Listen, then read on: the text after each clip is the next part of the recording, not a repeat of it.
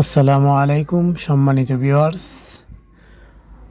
আমাদের বড়ই বিক্রির জন্য কিভাবে প্রস্তুত করা হয়, ভিডিওটা না দেখে সম্পূর্ণ ভিডিওটা দেখুন। কিভাবে প্রস্তুত করা হয়, এই যে আমার পাশে যিনি বড়ই কুড়াচ্ছেন তিনি মূলত পাইকার। ওনার বাড়ি হইল তারাইল। তো প্রতিদিন ভোরে একদম ভোরে সেহরি খাওয়ার পরেই চলে আসে। আমাদের বড়ই পাড়া শুরু করি সকাল 7টা থেকে শুরু করি, প্রায় 10:30-11টা পর্যন্ত আমাদের এই প্রস্তুতের কাজ চলে।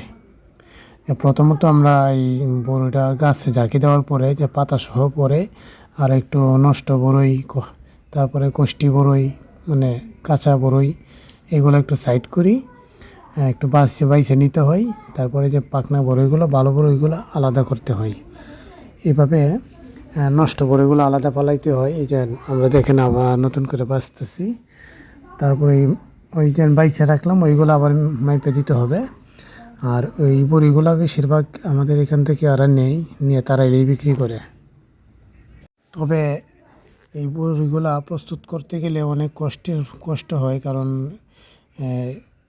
গাছ থেকে পাড়তে হয়, জাল ফিটিং করছি, তা এইগুলো বাছাই করতে হয়, মাপতে হয়। পাড়ার সময় এমনি জোরে ঝাঁকি দিলে হয় না। এই যেই গাছে যেরকম পাকনা বড়ি আছে, হালকা কিছু নাড়া দিলে পরে বেশি, যেগুলাতে একটু বেশি নাড়া দিতে হয় ওইগুলাতে বেশি নাড়া দিতে হয়।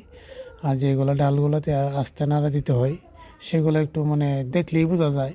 সবাই আবার পারবে না, হঠাৎ করে একজনকে দিলে তারা আবার জোরে ঝাঁকি দিয়ে কাঁচা কাঁচা পাকনা সব ফেলাই দিবে। এটা আবার সবাই পারবে না, যারা সবসময় করে, আমরা করি। আমরা ছাড়া হঠাৎ করে অন্যজনকে দিলে দেখলাম একদম মানে কাঁচা কোচারা সব ফেলাই দেয়। কাঁচাগুলো তো তারা নেবে না। এখান থেকে যেগুলো বেশি কাঁচা এগুলো আবার বাছাই করে রেখে দেয়। এগুলো আবার আমরা স্থানীয় বাজারে কম দামে বিক্রি করে দিই। আর তারা বাছাই করাগুলো তারা নেয়। আর আমি মূলত বাড়িতে থাকি না, এই শুধু এই বড়ে রুচিলাই আমি আসছি। আমি মূলত ঢাকায় থাকি, ঈদ পর্যন্ত আছি। ঈদের পরে আবার চলে যাব। আমি ঢাকা মোহাম্মদপুরে থাকি।